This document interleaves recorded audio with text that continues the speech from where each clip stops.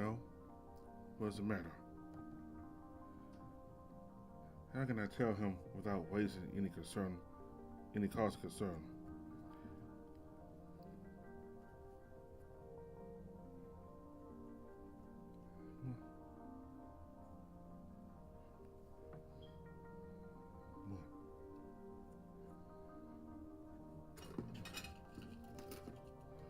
What? What?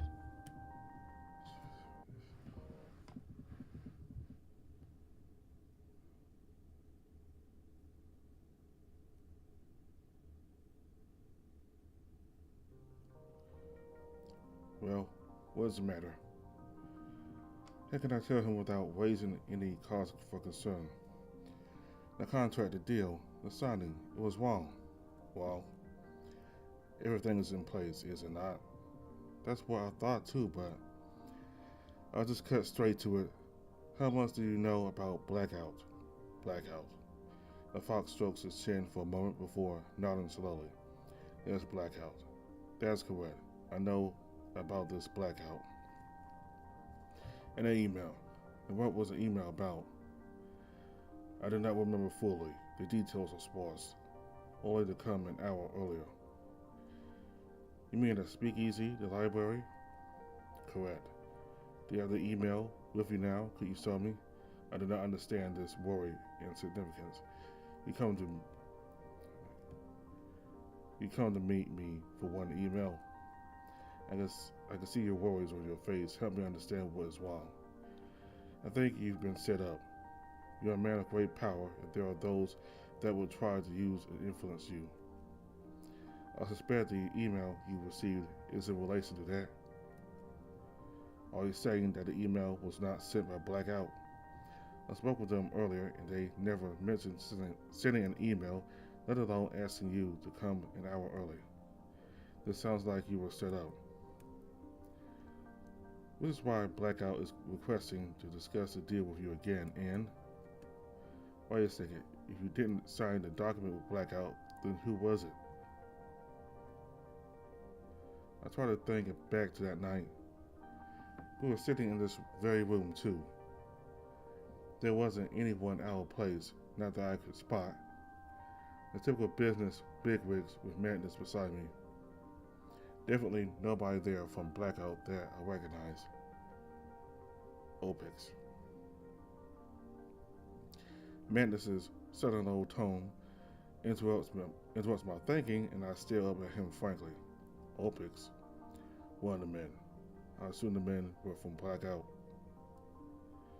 But one of them I recognize from Opix. If it is not Blackout, then my best guess is Opix. Opix, you mean the research center? I do not know. Their business card had Opix on it. Well, do you still have that on you? I did not keep such trivial things. I had disposed of it already. Damn. So you come here asking me to give funding once again to the real Blackout, am I correct? Yes. I had no other choice. I had to come find you, or else they have someone hostage. I saw my words, trying my best to remain calm as the thought leaving Theodore behind haunts my mind. Concerning, and those lines outside, they're not friendly, I can tell. They're making sure I don't pull a fast one. Javier, you put me in a tough, terrible situation. I have reputation, and canceling the contract is not good for business, but I went my fangs nervously as he's deep in thought, when suddenly an idea springs to mind. I just need to have a meeting with him. You just need to have a meeting with them. You can tell them about the situation. The only stipulation I had was to find you and arrange a meeting between you two. Are you sure? If they know I have no interest in signing another contract, then what will become of you? That's too dangerous. The fox reaches out and strokes my arm as I try my best not to recoil. I will compromise something and speak with them. But on longer distance. Where is it? I get to spend some time with you again. I can feel my face warm and swell from embarrassment as madness gives me a slight wink. And to think I'd have to offer myself up in a time like this. Fine. In that case, please follow me. Madness opens the door, motioning me to exit. The two lions' eyes immediately dart towards me as they stand tentatively from across the room.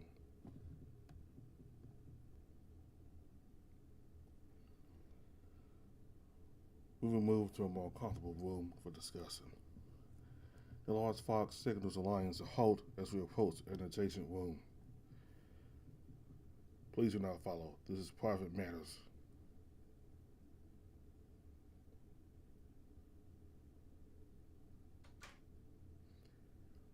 Mr. Javier, Big Gus. There you guys are. I was looking everywhere for you. I forgot he was waiting outside. Yes, we just finished talking about important matters. Oh, what happened? Did you guys make a deal? We made a deal, yes. Mandus reaches into his pocket, pulls out a small phone, and starts dialing a number into it. Hello. The font starts speaking in a language I'm not familiar with, and I'm only able to pick up the word blackout from the whole exchange.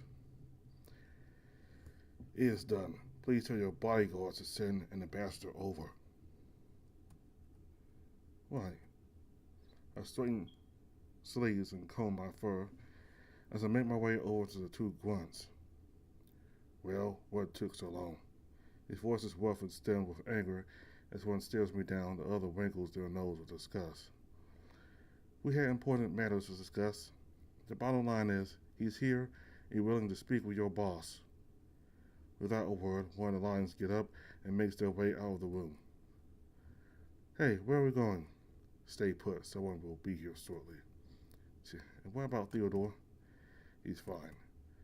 If he's fine, then let me speak with him. No. That won't be possible at this time. What the hell does that mean? I brought you guys to madness. This wasn't part of the deal. This wasn't part of the deal either. What? I don't take orders from a faggot like you. Got it? Now sit the fuck down and wait and work off the deal. I grit my teeth as rage suddenly fills my body from what I'm hearing. I hate that word so much. Anger suddenly fills my body as I try to process what's happening. Excuse me? My voice echoes through the room, causing David Madness to walk right up beside me. Hey, Mr. Javier, is everything okay?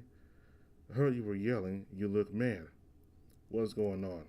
I glare back at the stupid lion who's sitting there acting coy. I can feel my heart beating faster, the anxiety building more in my chest until I finally let a large sigh out. It's nothing. I'm just exhausted.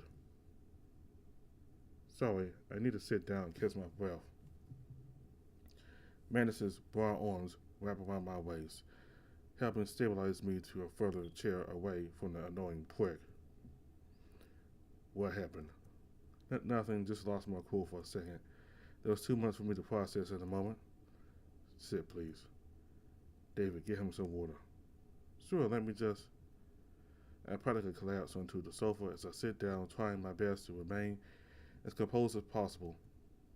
There's a feeling resonating inside me that I haven't felt in a while, the feeling of being completely spent and vulnerable while my brain tries to figure out the best next step, but there isn't one.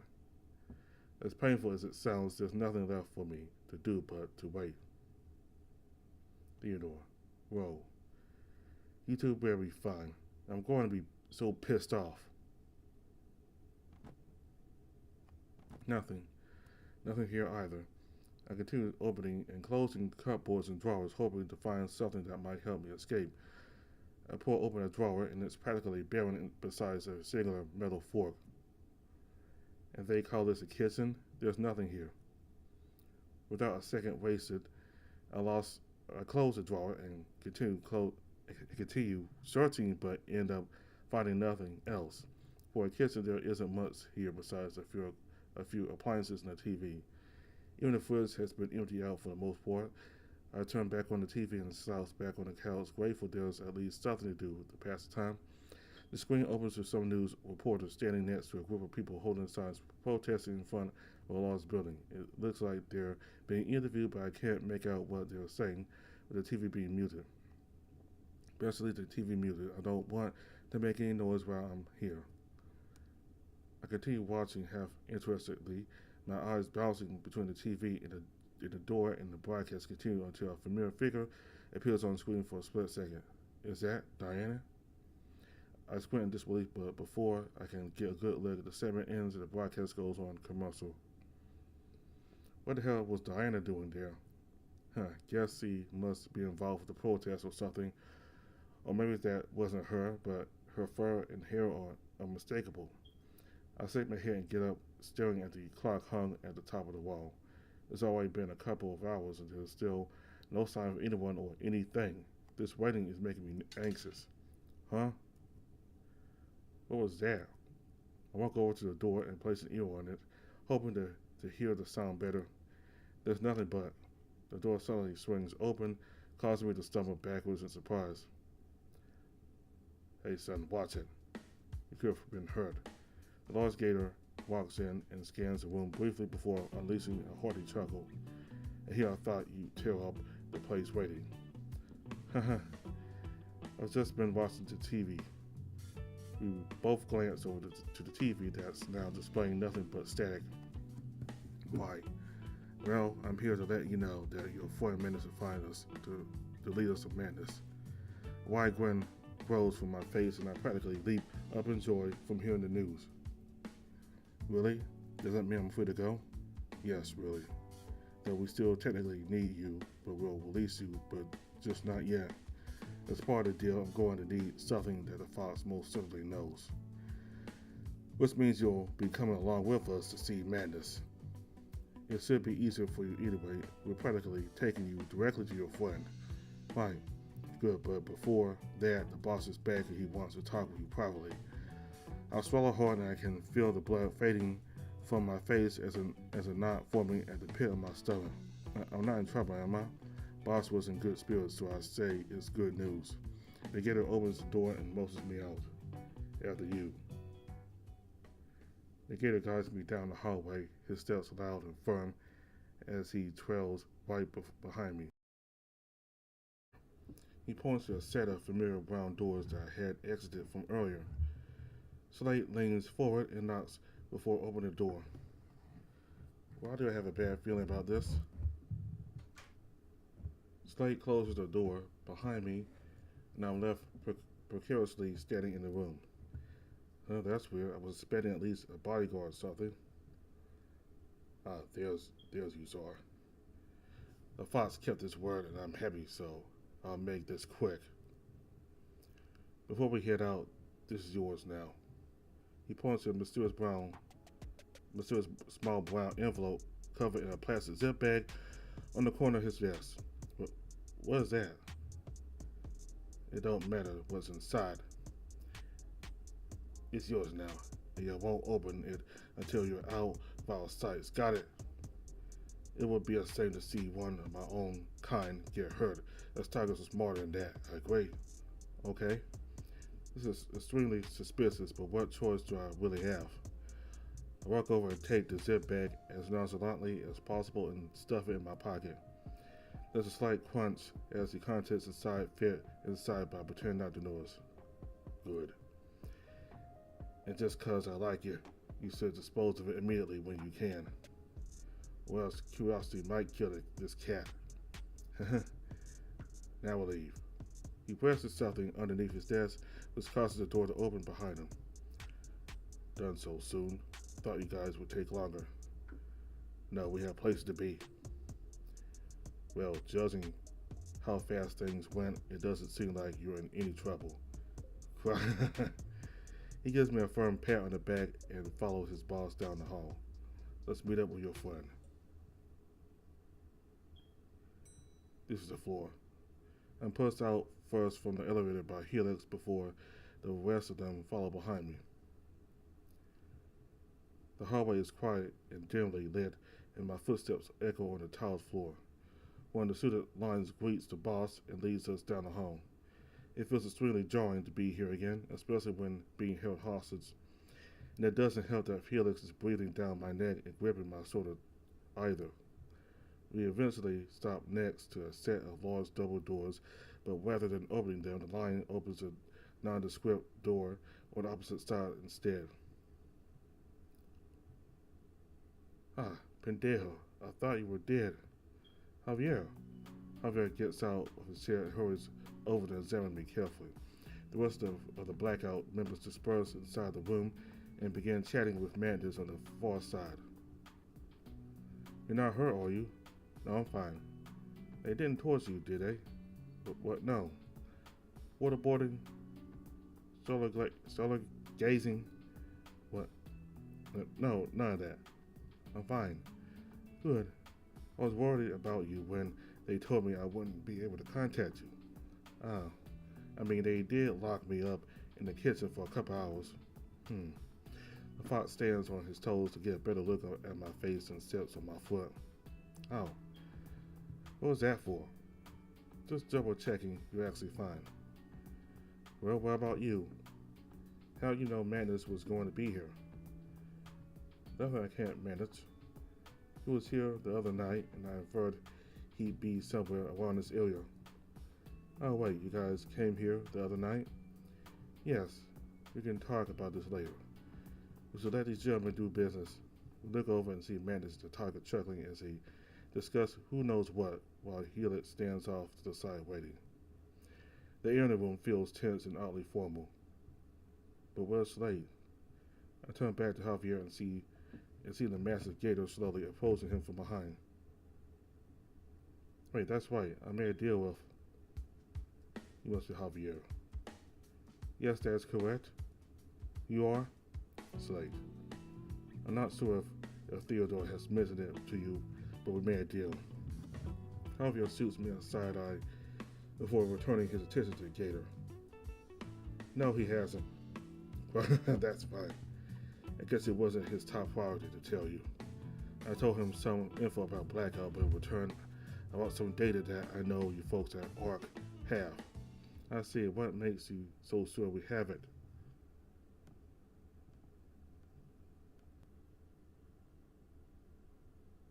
What if we don't? The Del Paskin incident. I know you have this documented somewhere in your archives. Del Paskin. It doesn't ring a bell. Are you sure you're not thinking of something else? The incident where all 8 researchers disappeared on the oil rig in the Pacific. And why would ARC investigate something like that when it's in international waters? That's what I want to know. I can see confusion growing on Javier's face, but he shakes his head at last and shrugs. Well, I won't argue if you're so keen on saying we have this info. I can go and retrieve it for you, but if it's not there, then there's no ifs. I know it's there. Fine. Excellent. He will accompany you to retrieve the data. Negative points to Helix, who seems oblivious to our conversation from across the room. Javier turns to look at me, and that's when I finally speak up. So I was just curious to learn more about Blackout. So he decided to make a decision on my behalf.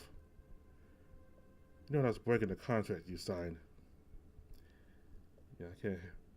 For the past few minutes, I couldn't help but think that Theodore probably could still just kept his mouth shut, instead of inquiring about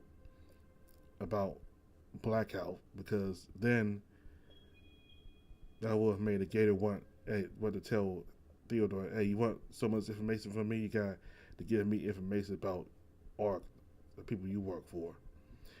So I think he still just, I don't know, maybe it was a good idea for him to ask questions, but again, in my opinion, I think it was a bad idea for him to make so many inquiries about Blackout. I think he'd still just stick to get himself out of this hostage situation instead of asking questions about blackout because now you've put Javier in a situation here. You know that's breaking the contract you signed. Yeah, I kind of forgot about that. Well, just be lucky it wasn't anything important.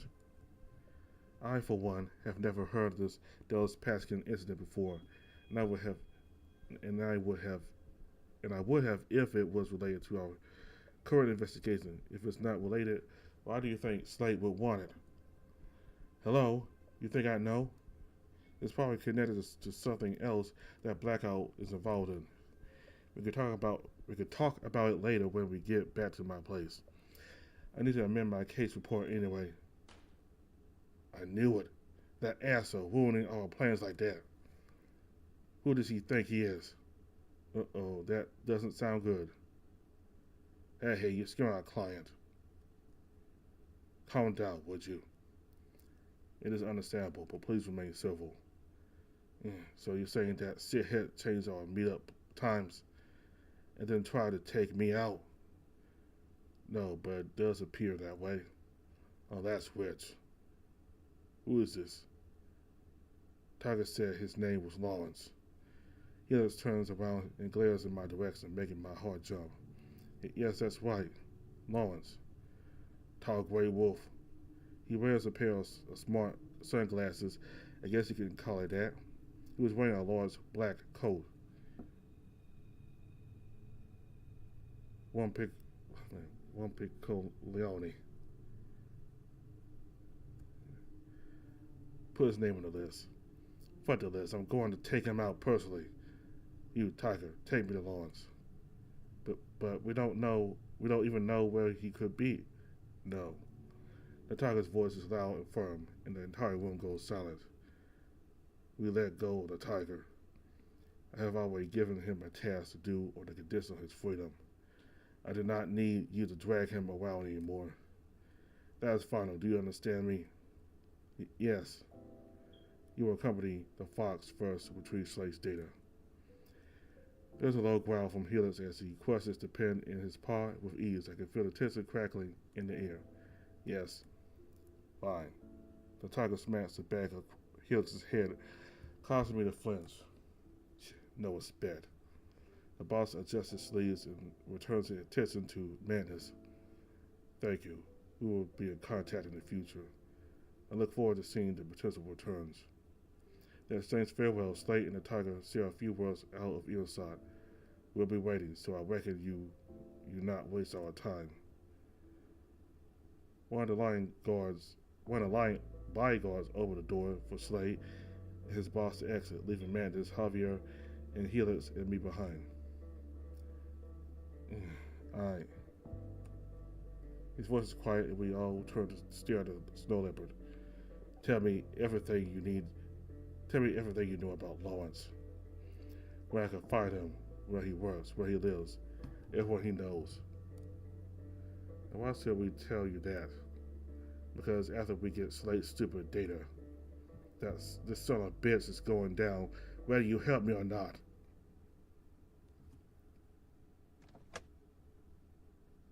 Get in. Don't try anything unless you want to get sucked. The interior is cramped, and it still smells sweat and chemicals cling to the worn seats. The tinted windows block out most of the daylight, making it feel even more claustrophobic. We both try to slide into the back seat of the car as best we can, our wrists still bound and pressed awkwardly against our sides.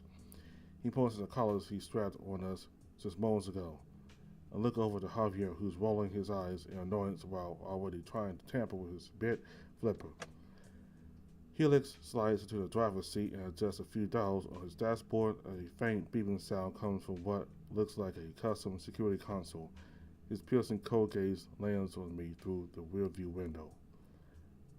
Where's your office? What's the route? Javier opens his mouth, only to hesitate before looking over at me. Drive to the highway and exit by the east interchange. It's by the newly developed plaza. The car jolts forward, pulling out of the parking lot and swerving onto the main road in one quick motion. The engine rattles in protest, but Helix seems unfazed. Listen up. I'll be as civil as possible about this. You tell me everything you know about Lawrence, and I'll let you two go after I get the data. Otherwise, he raised the remote in his paw, the one linked to our sock collars, taunting us. Yeah, we're not scared of your empty threats. Why not? We're not?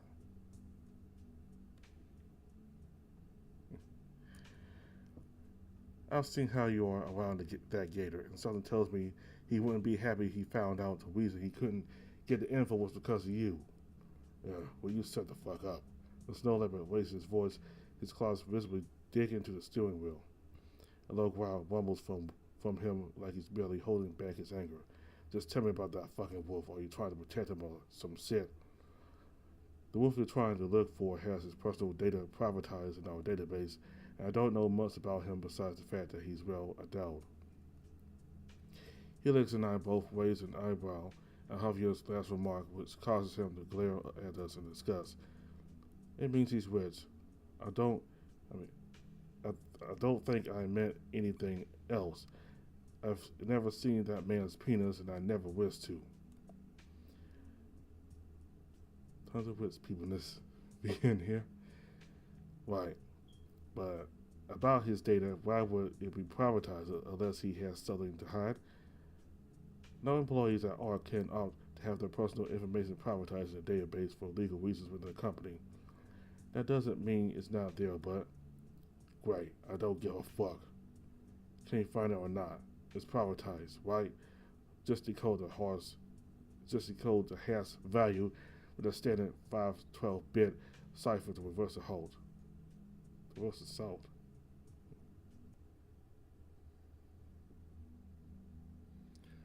Or do you even know what I'm saying?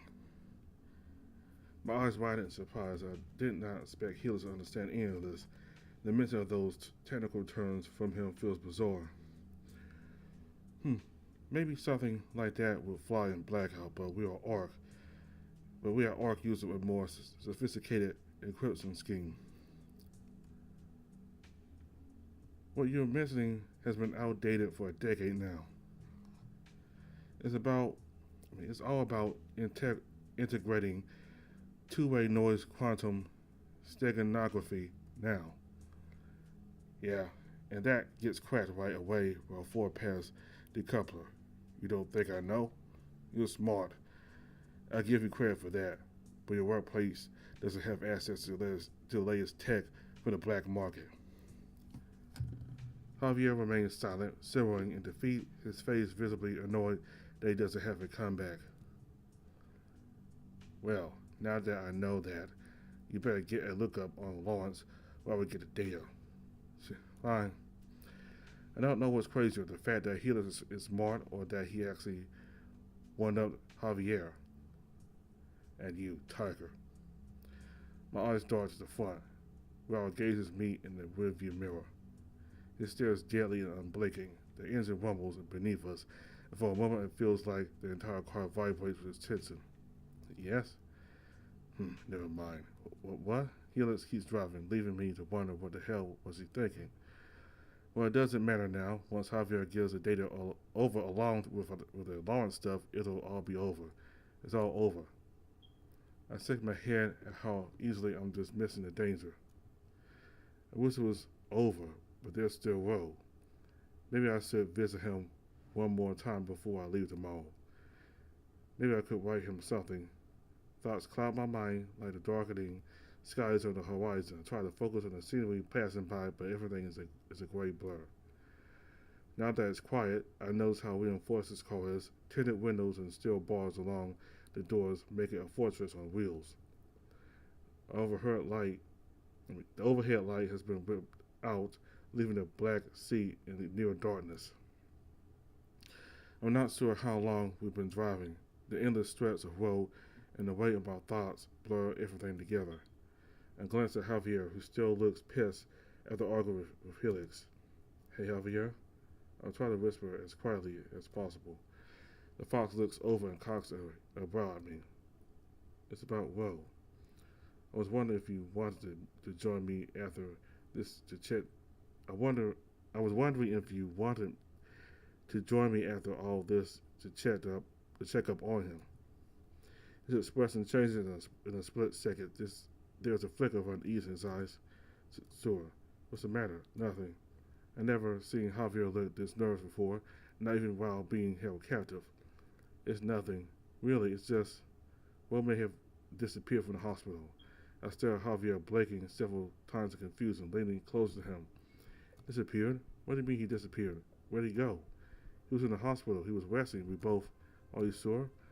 I didn't want to bring it up, but it's true. The hospital called earlier. I'm just as confused as you. So what the hell are we supposed to do?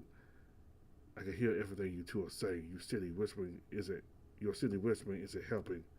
My cheeks flushed with embarrassment as I straighten up in my seat. I notice how my hands feel clamming against the cold metal cuffs. Save this shit for later. I don't want to hear it.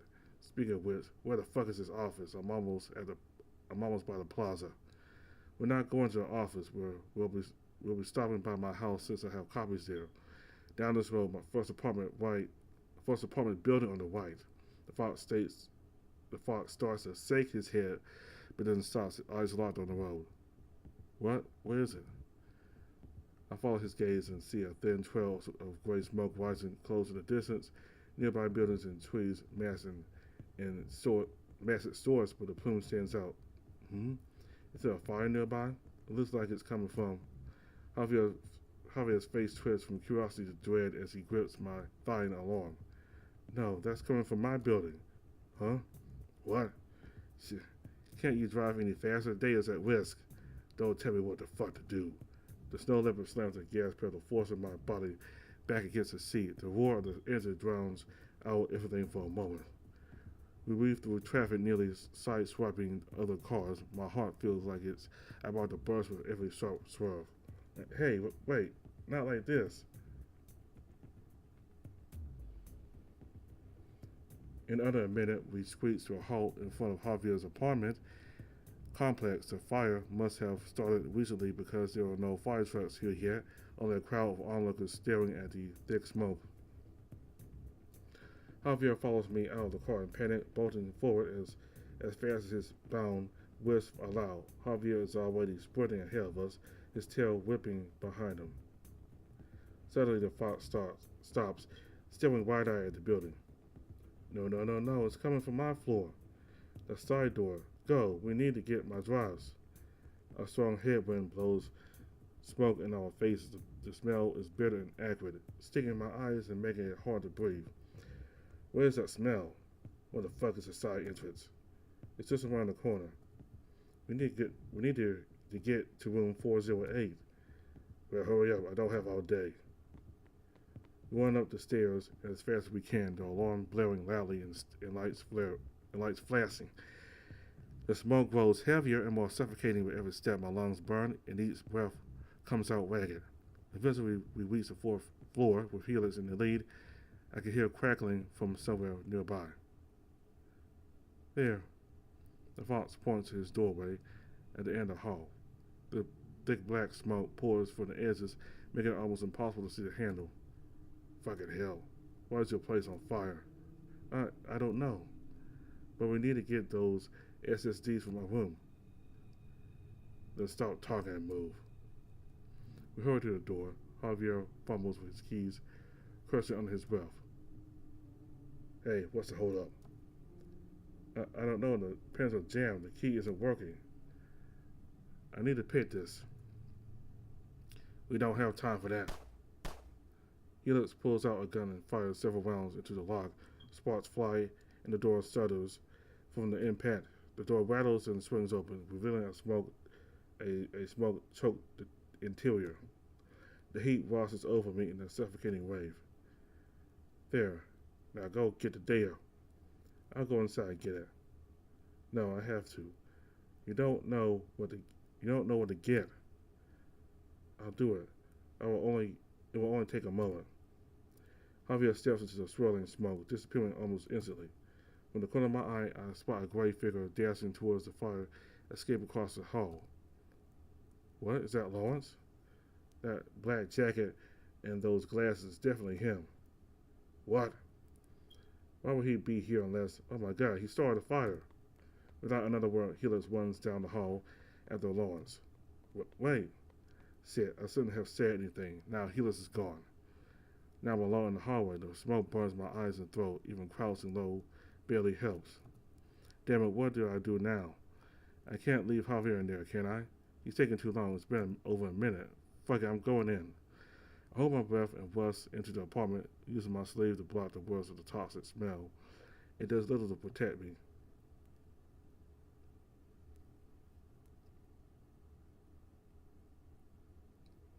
Been here before, but now I can barely recognize anything through the dense haze.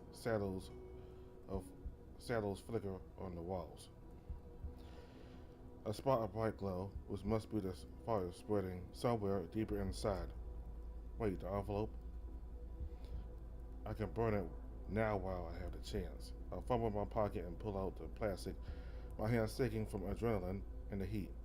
Part of me wants to open it, but there's no time. Whatever they gave me is probably incriminating, and this might be my only chance to destroy it. I hurl the envelope towards the flickering glow, watching it vanish into the swirling smoke. Javier, where the fuck are you? A sudden bang echoes behind me. I stagger towards it, half blinded by the fumes. Help! I slam into a wall, and it might be a door, but my vision's blurred and my eyes sting too much to tell for sure. Theodore, Helix, help, someone! I'm inside my room. I find Javier pinned beneath one of his display cases. The smoke is thinner here. Some minutes a quick gas of air. My lungs are grateful for even that small relief. Help, I'm stuck. I kneel down, summoning all my strength to lift the object off, and my muscles ache, and my head feels light from the lack of oxygen. I can't move. I can move. He scrambles to his feet, coughing, and scoops up several hard drives scattered across the floor. Javier, we don't have time, we need to go. But the data. The data doesn't mean anything if we get roasted alive. Javier shoves a few more drives into his pocket. Hold your breath. I swing over the door only to be greeted by a blast of thick, pitch black smoke. It pours out and hits me in the face, sticking my eyes until they water uncontrollably. Javier grabs my paw and pulls me forward, guiding me into the turning haze. Thank God he knows his way around this place. I can't even see my own body when I look down. Despite the suffocating darkness, there's a glow flickering across the room, growing brighter by the second. It's a fire, but somehow it looks almost surreal in the mark. Crap, Javier, you need to move faster. We start turning around corners, or at least I think we are. Are we in the hallway now? I can't tell. The fire is spreading really fast and bad. I can feel the water getting hotter and hotter, the fire slowly consuming and burning the foundation nearby, causing several thuds as things collapse nearby. There's a sudden violent tug on my arm that yanks me off balance. My feet slip on the scorched ass dusted floor, and I go sprawling onto the ground. I land hard right on the top of Javier. He's beside me, coughing in pain as I scramble to roll off him. I clamp my mouth shut, desperate not to inhale the toxic air, but it's no use. The acrid smoke forces its way into my lungs. Each breath feels like swallowing shards of glass, and a violent cough erupts from deep inside me. Every gas only drags in more scorching smoke, slicing into my chest like 1,000 tiny knives. I press my face into my sleeve, hoping to filter out the worst of it for a moment. It helps, but the relief is painfully brief. A terrible sinking feeling settles in my gut, dread twisting my insides. This is it. I'm going to suffocate. I'm going to die. Suddenly there's a cool gust of air. It rushes over my face and feels impossibly refreshing. At the same time, a warm glow flickers through the stifling dark. Am I dead? and I could still hear the chaos around me. I summoned the last of my strength to crack my eyes open. Through the swirling smoke, I could catch a glimpse of a towering silhouette. My pulse pounds in my ears. The figure lurches closer, the light behind it framing broad shoulders and determined expression, though I can barely see. Hope flutters in my chest, but I'm so delirious with pain and suffocation that I can't believe what I'm seeing.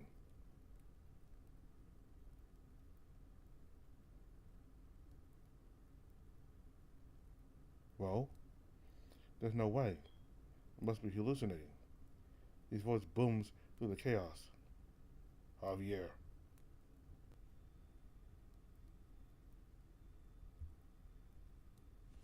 My vision blows again, the smoke burning my eyes until I slam them shut. All at once I sense arms strong, firm lifting me off the ground. A dizzy, nauseating lightness overtakes me. Am I floating or losing consciousness? I can't tell. My heart slams against my chest and everything tilts.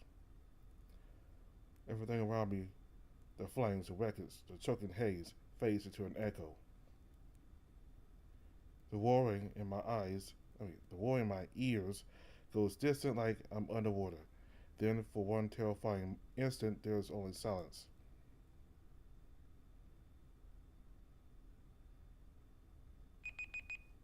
That's my sign to go.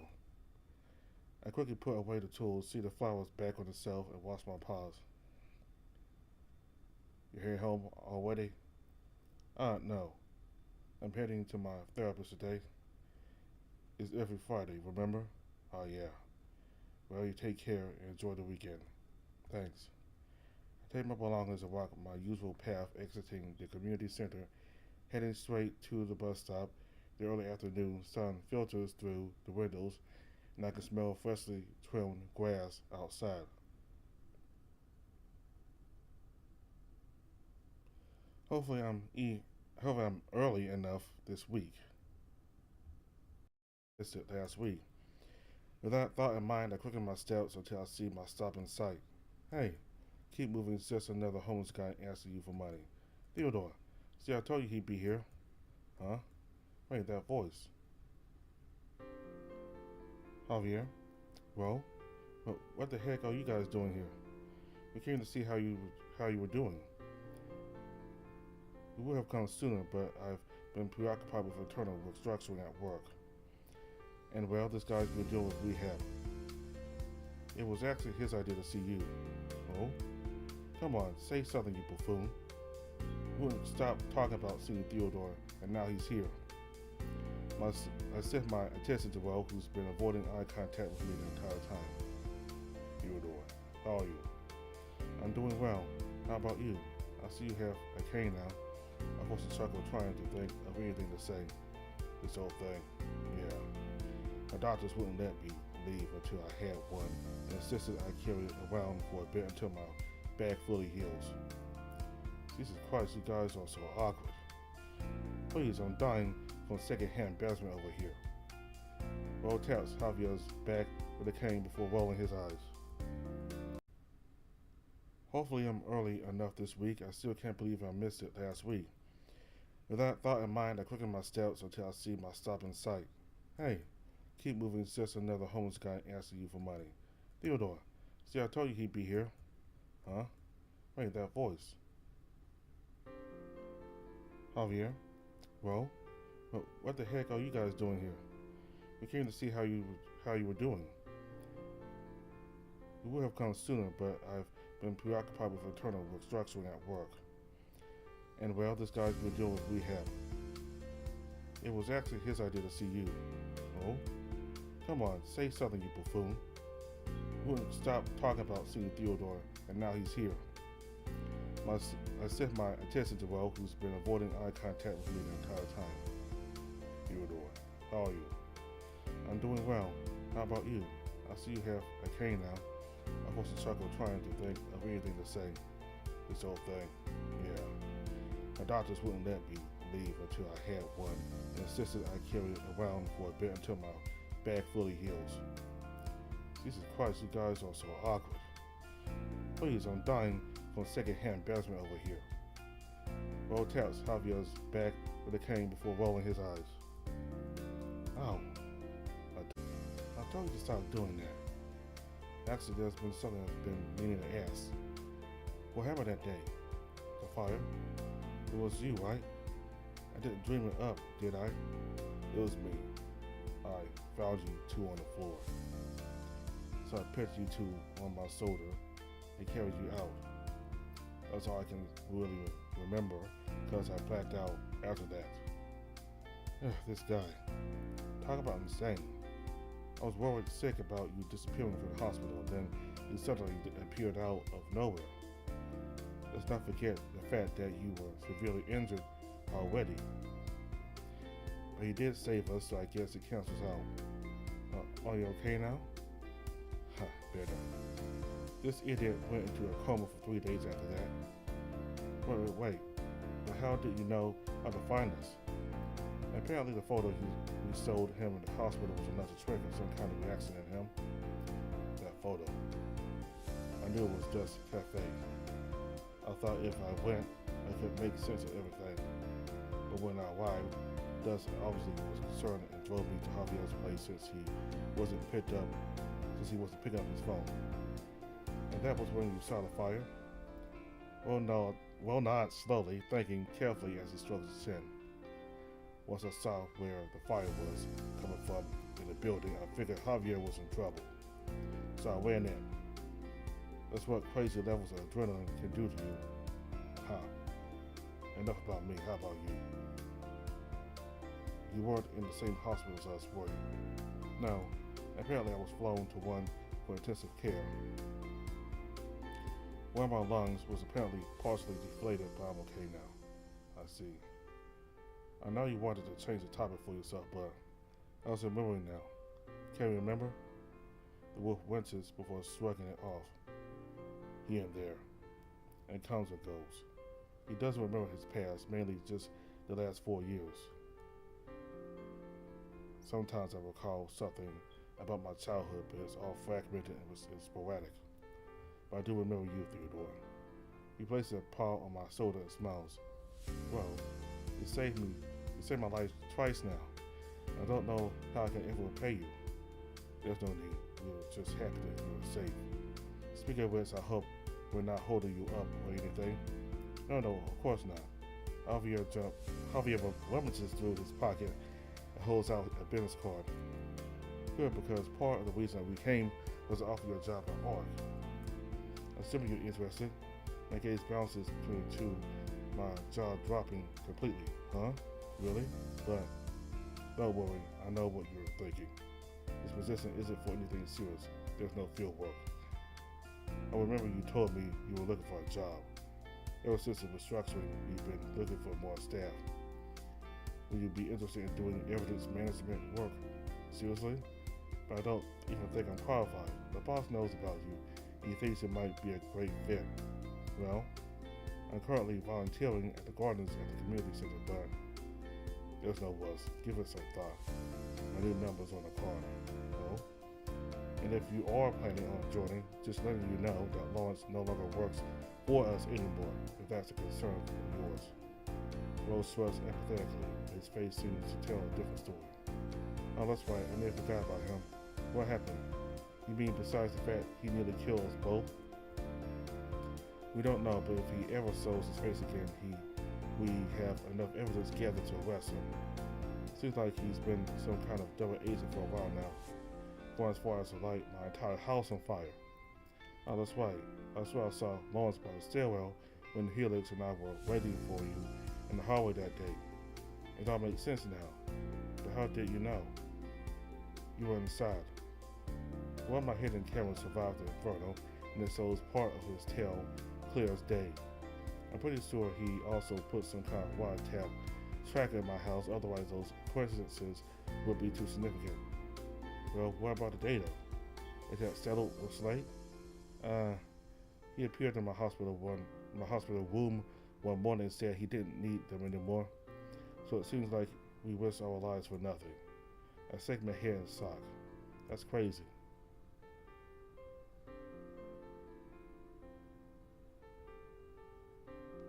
Roselard's paw lands on my head and starts ruffling my fur. And what's that for? Let's find a place to sit and catch up. I'd rather not stand around the streets for too long. My back is starting to ache. Agreed. Well, I know this park across the street. We could go there. Either way.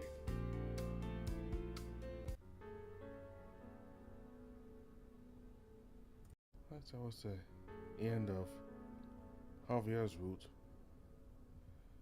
That was a good ending.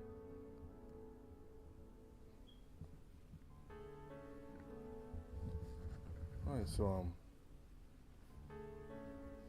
we didn't get to see the wolf anymore. Who backstabbed him? Lawrence, his name is. I thought we might have gotten to see him one more time, but we didn't. But anyway, he's someone out there, but Javier said he had enough evidence to get him locked up. Lawrence was terminated from ARC.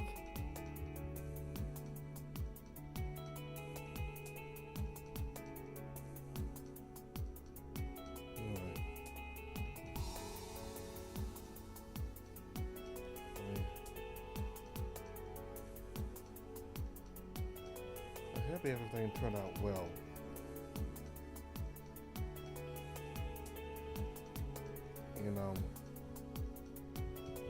Both sides fulfilled their ends of the deal. Javier and both Javier and Theodore was able to get Javier was able to get the Magnus, because that's what the leader of Blackout, the Italian tiger guy, the Italian-looking tiger guy wanted. He wanted to talk with Magnus, who is a billionaire.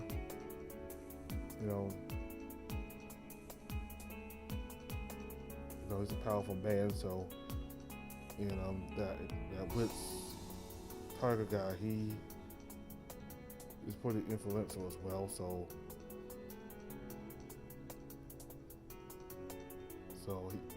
Javier got Magnus to speak with him, the Wits guy, and the Wits tiger guy, who doesn't have a name, let both Theodore and Javier go.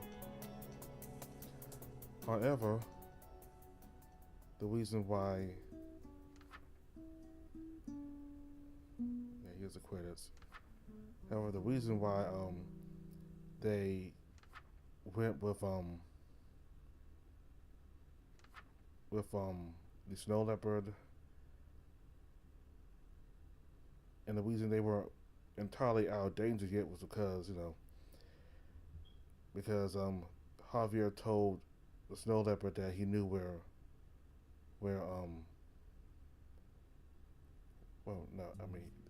he said he had some more. I'll get that in a moment. But anyway, Javier told the snow leopard that he had some stuff that he wanted, and that I think he might have known where Lawrence was. So Javier directed the snow leopard to his apartment to get the technology, and then they all saw they all saw Lawrence leaving the apartment while the apartment was on fire. So obviously he set that on fire. The snow leopard ran after him, and then Theodore went inside the apartment to help save Javier. Both of them ended up being unconscious, and then Roe came and saved both of them, even though he was bad. He was still recovering from his bad injuries. He still managed to come in there and save them. So, if you read the video already, you know how everything happens. I was going over a general recap of everything that happened. So the important thing is that all of them are still alive, and all of them are going to recover eventually. And his dog here is barking. And Theodore, because of him inhaling all that smoke, he was in intensive care, and in his part, one of his lungs aren't entirely functional, but he'll be able to recover.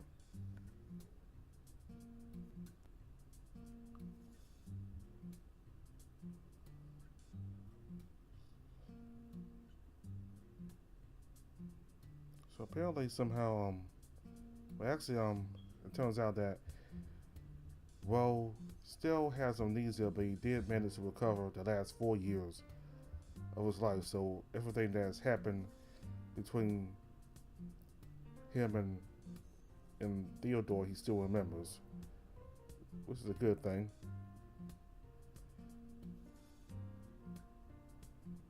I mean, at least he got his memories of Theodore back, which in my opinion is what counts the most.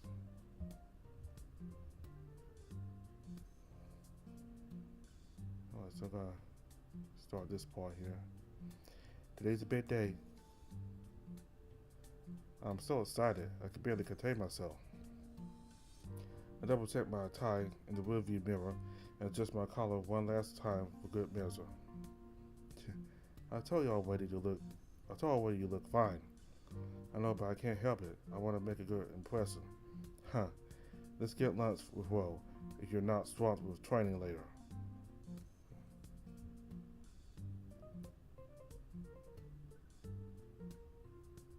I guess that's physical therapy or training for the position, I guess. Oh, he's working in the office? I thought he's at rehab still. He got discharged last week. He says he's been excited to see you again. Really? Anyway, see you later this afternoon. I have important things to catch up with. Oh, wait. Thanks for making this happen. I know you had your doubts about me, but I'm glad you made this happen. And I'm sorry about what happened to your place. Please, we've been over this, Theodore. It's not that big of a deal. But your plane collection. Yes, I know. Yes, I know, but I'm just happy to be alive at this point. And you should be happy that you are too, you idiot, I guess. He stares at me, but then softens his expression before patting my arm. Now hurry up. We're meeting up with the boss in 10 minutes. Huh? We are? No, I was just trying to be funny. Did it work? I think you should say the joke is for Ro. It was a critic. He shakes his head, but chuckles as he makes his way towards the building. Despite everything that's happened, I think I'm going to enjoy my time working at ARC.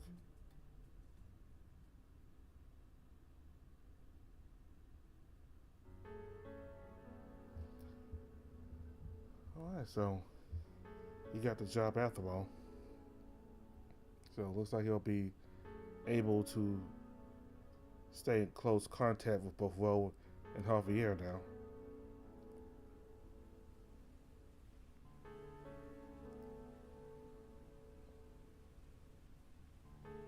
So everything turned out well. For the three of them anyway. Hopefully Lawrence does get arrested for everything he's done, for getting Rose shot, and for setting Javier's house on fire. Or apartment, anyway. Yeah, some reason I can't think straight. I can't read straight either. Keep tripping over words and mistaking one word for another. Anyway, I'm recording this early in the morning, so like early morning hours, so we cover everything for Javier, with the bad ending and the good ending too. So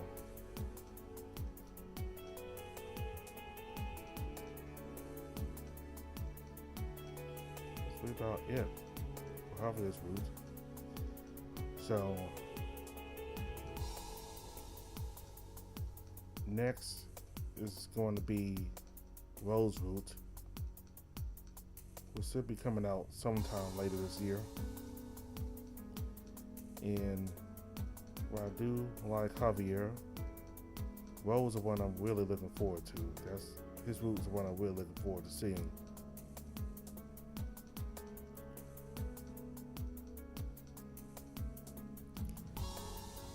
So I wonder if we'll see more of Lawrence and Rose route, since they have a more bitter rivalry. You know, really does not like Lawrence. But again, Lawrence did do a lot of dirty stuff to Javier just now in this update here about setting his place on fire because he had technology or maybe some evidence that he didn't want Javier to have access to, I guess. They could use against him. So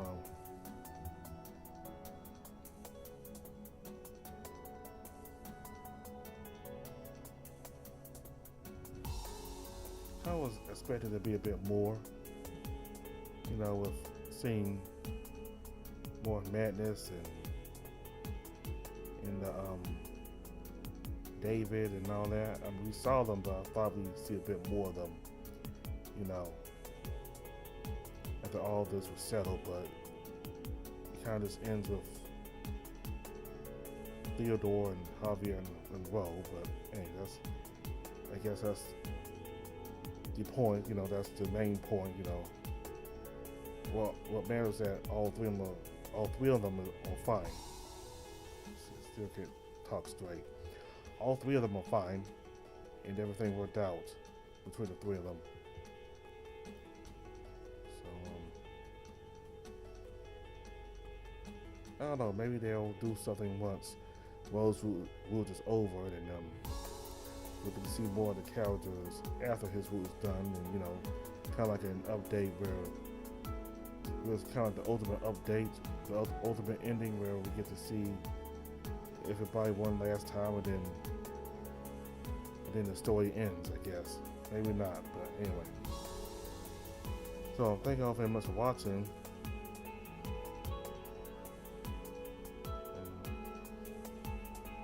Well, you know what? Let me go to extras one time to see if there's anything new. The case file.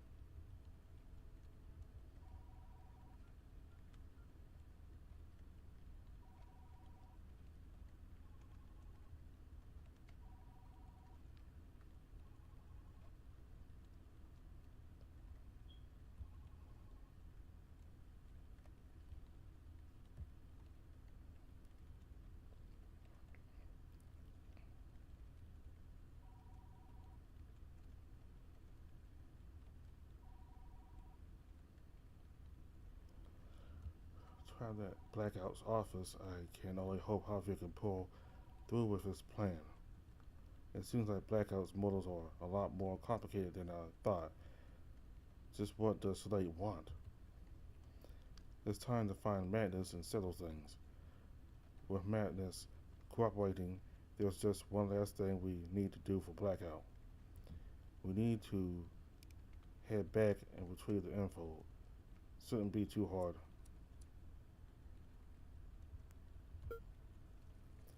Okay, that was the case report.